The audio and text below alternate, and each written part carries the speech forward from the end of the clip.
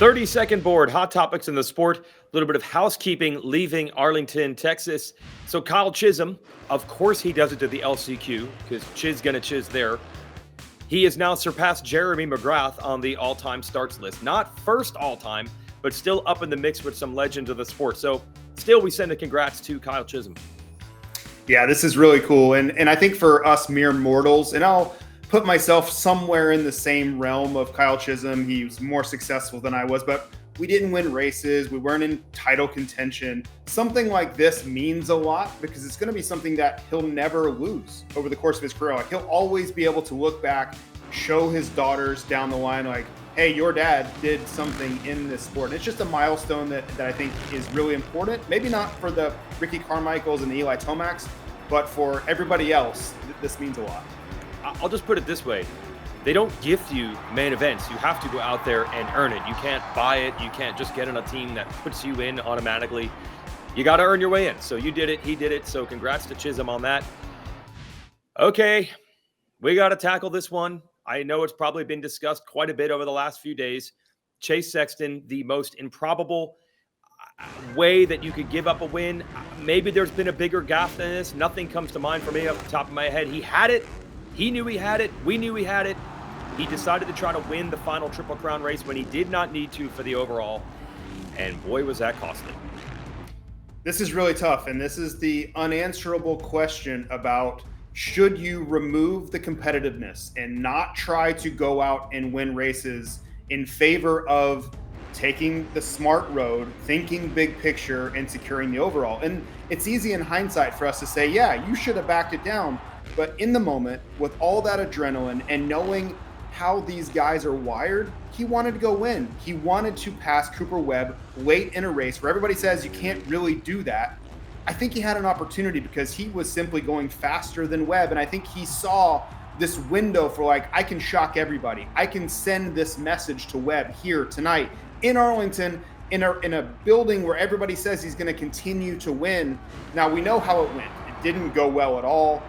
Everything went wrong with 3 corners to go, but I'm trying to put myself in his mind and understand his decision-making process at the time. And for a competitor, the way Chase Sexton is, a champion in the premier class in the world, I kind of get it. Now, we're going to dissect it. He's going to take a lot of heat. I'm sure he's beating himself up, but I can understand why he thought this was the way to go. Now, we have seen Sexton, unfortunately, have some similar, maybe not quite so bad, heartbreaking losses, and he has bounced back to win races and even titles. So at least he has that history on his side. Let's switch real quick with a rewind of 250 West, which was back for one weekend in Arlington. And I kind of feel like Haiden Deegan did what Chase Sexton was trying to do. He didn't just win. He really established himself, or should we say reestablish himself as the alpha. This is what we expected to see all along in 2025. Yes, this was the Haiden Deegan of the summer of 2024, the September of 2024, and the one we expected in January of 2025. And you could argue that maybe we saw glimpses of it at Anaheim too, but it wasn't this guy. It wasn't the guy that could seemingly start from anywhere, overcome a crash, pass people at will. This was the dominant figure that a lot of people said, if he's going to take the next step, if he's going to go after the Jet Lawrences and Chase Sextons and Eli Tomac's, this is the guy he has to become. This was a great step towards that, Leach. Yeah, no doubt about that. So big for Deegan, who also is the point leader. Jordan Smith goes out with a crash, and Julian Beaumer, turns out he was riding with an injured shoulder from qualifying. So great night for Deegan, bad night for them. A lot of momentum. One other West story, though, to tell.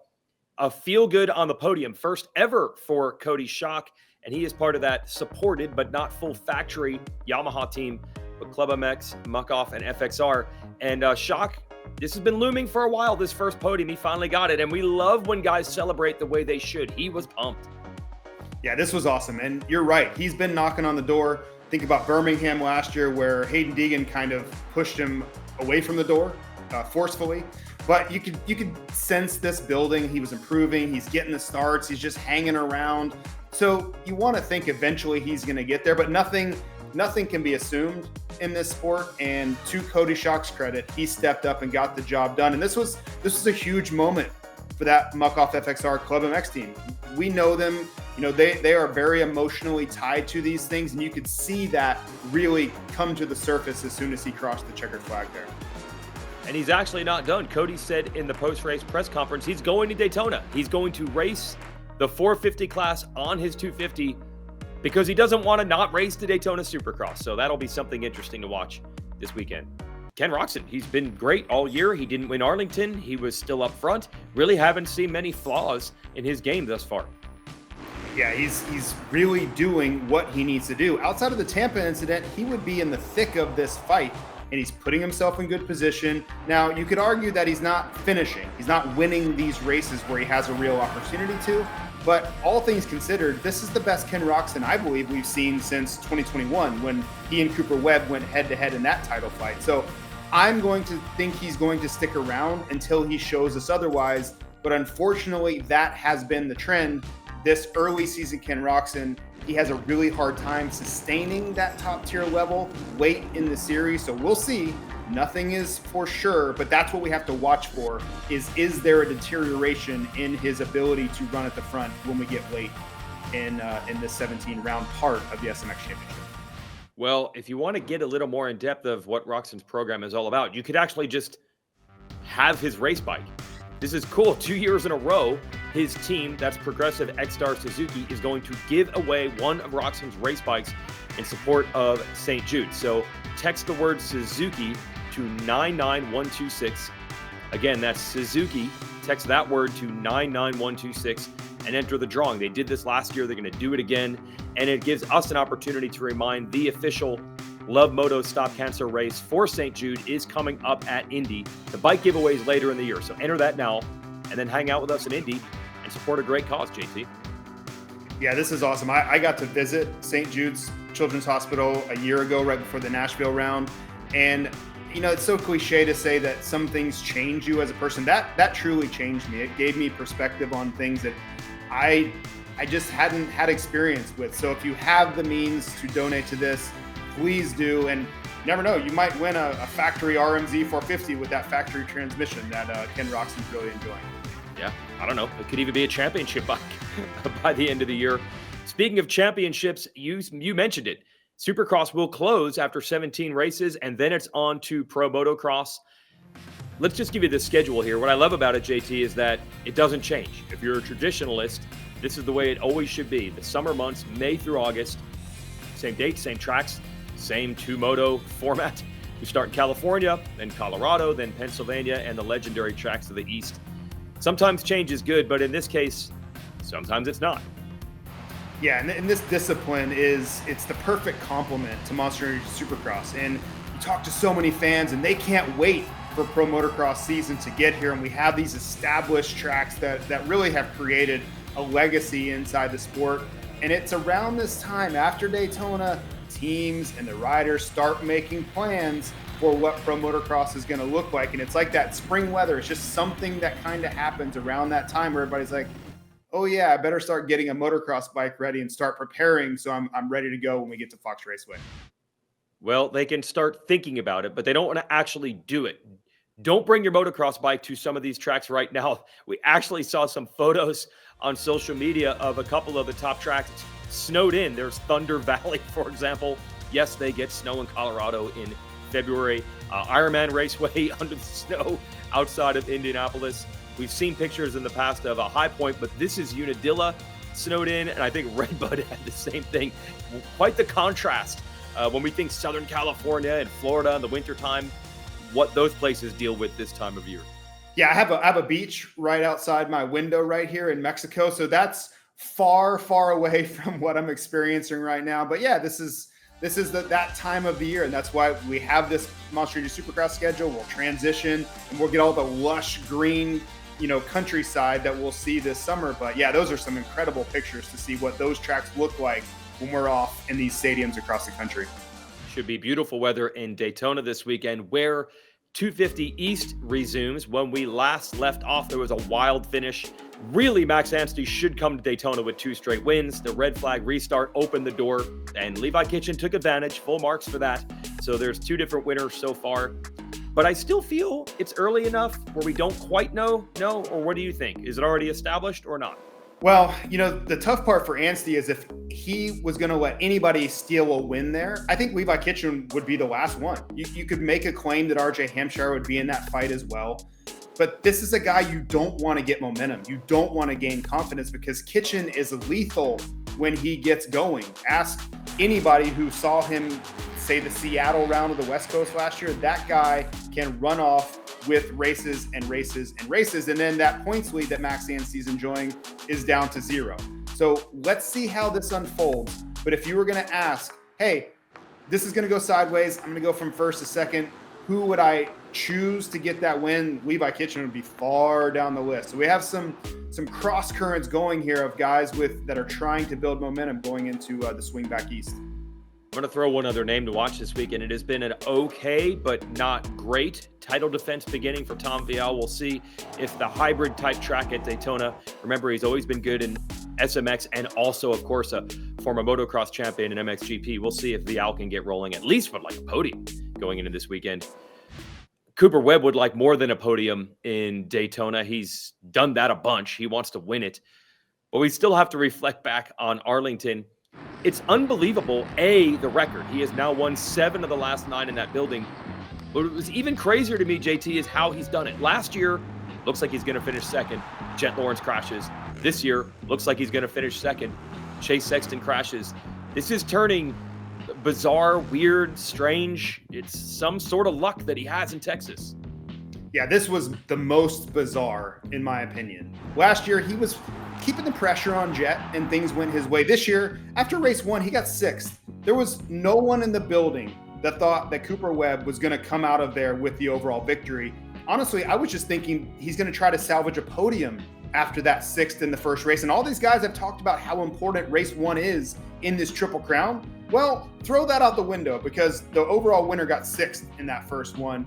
But, I think Cooper Webb said the right thing. Like, Lady Luck was on his side. And I give him credit for being willing to just admit, like, sometimes things just go your way. He knew he wasn't the fastest rider in Arlington on Saturday night.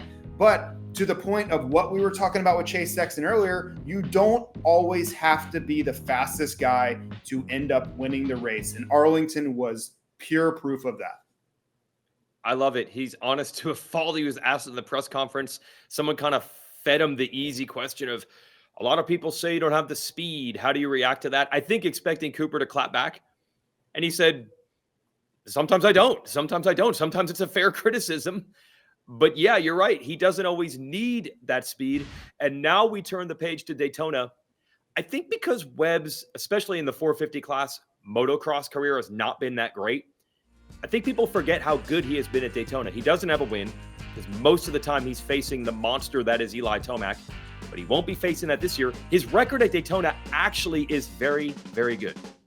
But regardless of if people perceive Cooper Webb to be good at Daytona, he's aware of how close he's come to winning it before. Does Daytona owe him one? I surely hope so. Nothing's guaranteed in motorsports, that's for sure. I've had a lot of success at Daytona, but never the win. The king of Daytona is sidelined, unfortunately, so there's some opportunity there. And yeah, obviously we'll get there when that time comes, but it would be great to get a win at Daytona. Yeah, I think this stat would shock a lot of people, and we're going to try to make it less shocking because we're going to talk about it quite a bit, I think, leading up and into Saturday. But he's only missed the podium once. And when I think of Daytona, I really don't think about Cooper Webb at all, and we really should. So one of these guys, I believe you could say Malcolm Stewart, but one of these guys is going to be a first-time Daytona Supercross winner in the 450 class. I truly think it's up for grabs. And as bad of a weekend as Chase Sexton had in Arlington and all the thoughts that are going through his head, I really think there's a chance for him to go get a win in Daytona. I think he rides his track well. I think it's a great chance for him to upend all of that negative momentum, but it's going to be awesome to watch because somebody is going to be over the moon thrilled about getting their first win in Daytona International Speedway. Yes, no one that is lining up in the 450 class has ever won Daytona before. And boy, you just sparked something. Clearly, the home state boost in Tampa was good for Malcolm Stewart. He has not been quite as good the next 2 races. Can you imagine if that happens again? Can you imagine that crowd? That's even more local for him than Tampa.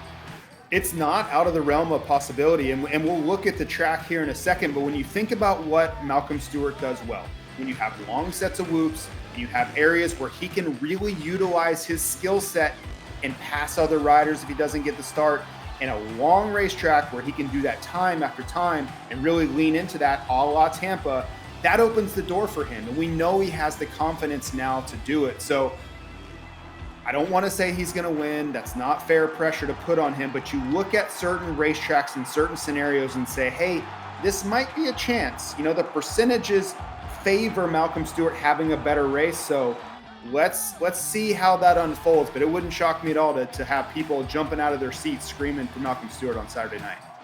Yeah, Polk County, he gets a lot of love from the local fans there. It's really just the next county over from where they're racing. What else do you see when you look at the Daytona track for 2025? Well, prototypical Daytona, fast, really long straightaways. But the one thing I jumped out at me is that it starts right down the middle. So it's going to be a little bit shorter start. So you're going to have to get out of the gate clean because you're simply not going to have time to make up for that if you don't get over the gate and get your elbows in front of your competitors quickly. That's going to be the long and the short of it. So watch for the clean exit across the gates to get that start going.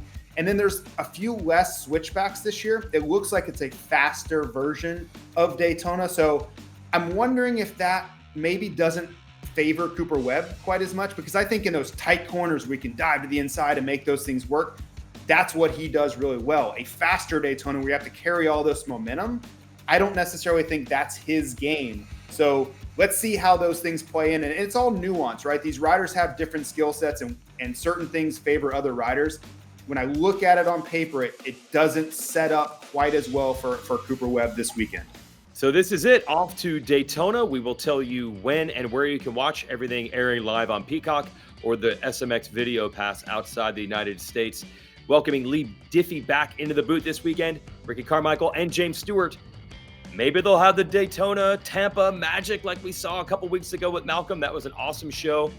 Race Day Live coverage hosted by Justin Brayton and Adam Cianciarulo begins at 1:30 Eastern, and the racing begins at 7 o'clock Eastern time on Saturday night. JT, nothing quite like Daytona, both from a racetrack and atmosphere standpoint. Hi folks, Lee Diffie from NBC Sports here. If you truly enjoyed what you just watched, you can get more news, interviews, and highlights by subscribing to the Motorsports on NBC YouTube page. You can get it all, so go for it.